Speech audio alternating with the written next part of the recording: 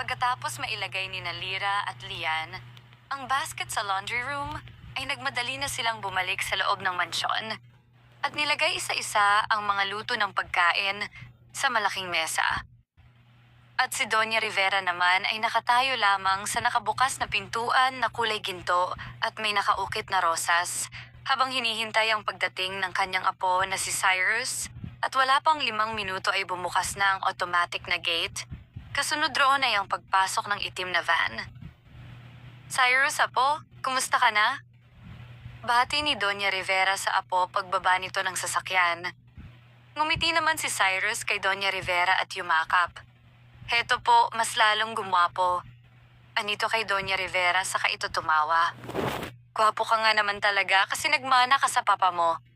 Mabuti at tinupad mo ang sinabi ko sa'yo na huwag mong isama dito si Crizel. Sambit ni Doña Rivera kay Cyrus. Lola naman, magiging asawa ko na po si Crizel. Kaya sana naman kahit ayaw niyo sa kanya ay makisama na lang po kayo at maging masaya para sa akin. Di ba gusto mo nang magkaapo? Pagkatapos sabihin ni Cyrus, yun ay ngumiti na lamang siya kay Doña Rivera at pinigilan ng sarili na wag mainis sa mahal niyang lola. Basta ayoko sa babae na yon. Hali ka na sa loob ng makakain na tayo pinaghanda kita ng paborito mong kaldereta at saka pork adobo. Sabi ni Doña Rivera, at si Cyrus naman ay inalalayan si Doña Rivera na maupo sa malambot nilang upuan.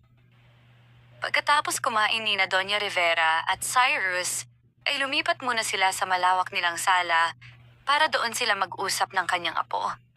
At tungkol ito sa magiging kasal ng kanyang apo na si Cyrus at Lyra.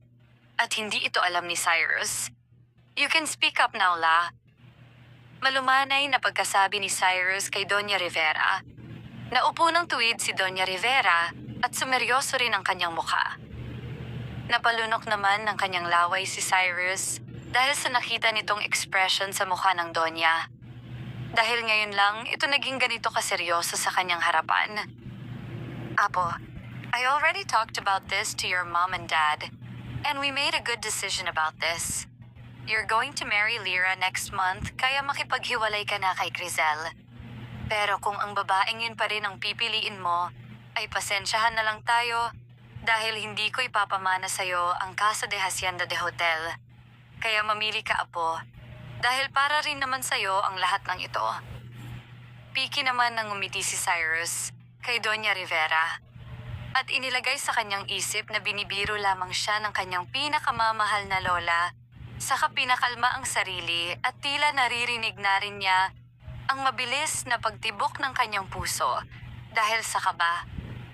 La, you gotta be kidding, right? Umiling si Doña Rivera at tila gumuho naman ang mundo ni Cyrus dahil roon. Hindi ako nagbibiro sa'yo. Cyrus, kaya pag-isipan mo to ng mabuti. Kaya sige at papasok na muna ako sa aking kwarto. Kapag nakapagdesisyon ka na ay sabihan mo lamang ako agad. La, hindi na ba talaga magbabago ang isip mong yan? Alam mo naman na hindi ko pakilala ang babaeng yun na gusto niyong pakasalan ko at hindi ko rin siya mahal. Dahil si Crizel lang talaga ang babaeng mahal ko. Sambit ni Cyrus, kaya napahinto sa kanyang paglalakad si Doña Rivera. My decision is final. Pagkatapos sabihin yun ni Doña Rivera, ay nagmamadali na nga itong maglakad nang hindi man lamang nililingon pabalik ang kanyang apo. Si Cyrus naman ay napakuyom na lang ng kanyang kamay dahil sa galit niya na maikasal sa ibang babae. Ano bang ginawa mo, Lyra? At ganun na lang kadali para kay Lola na sabihin sa akin na magpakasal ako sa'yo. Sino ka ba talaga, Lyra? Bakit mo ginugulo ang masaya ko ng mundo na kasama si Crizel? At sa tingin mo ba kapag kinasal nga tayo ay mamahalin kita? Pwes, nagkakamali ka dahil sa oras na maging asawa na kita'y ipapatikim ko sa'yo ang impyernong buhay. Hanggang sa ikaw na mismo ang kusang umalis. Lyra, matatapos ka talaga sa paglalaba mo niyan kung titigan mo lang yung mga bedsheet ni Sir Cyrus. Muntik nang mahulog sa pagkakaupo si Lyra. Sa maliit na upuan dahil sa gulat niya nang biglang magsalita si Lian sa likuran niya. Lian naman, Gusto mo bang atakihin ako sa puso dahil sa'yo? Maging mahinahon ka naman sa pagsasalita mo. Ay sorry, nabigla ba kita? Ano ba kasi ang iniisip mo dyan at napakaseryoso mo? Tanong ni Lian, at agad na naupo ito sa tabi ni Lyra.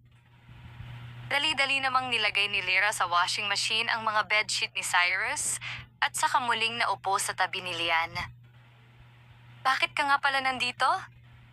Tanong ni Lyra kay Lian habang inaayos nito ang pagkakaupo.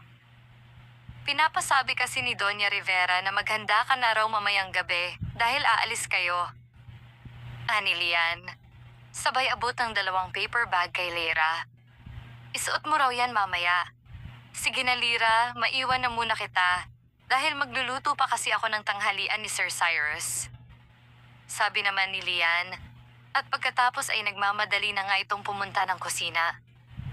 Hindi kaya ngayon na ako ipapakilala ni Doña Rivera sa apo niyang si Sir Cyrus? Paano kapag hindi ako nagustuhan ng apo niya? At paano kapag tanggaling ako nito sa trabaho?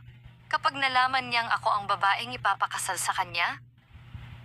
Mga samot-saring tanong ni Lyra. Sa kanyang isipan at takot na baka sa gagawin niyang ito ay magalit sa kanya si Cyrus. Lalo pa at may nobya na itong kinakasama sa ibang bansa.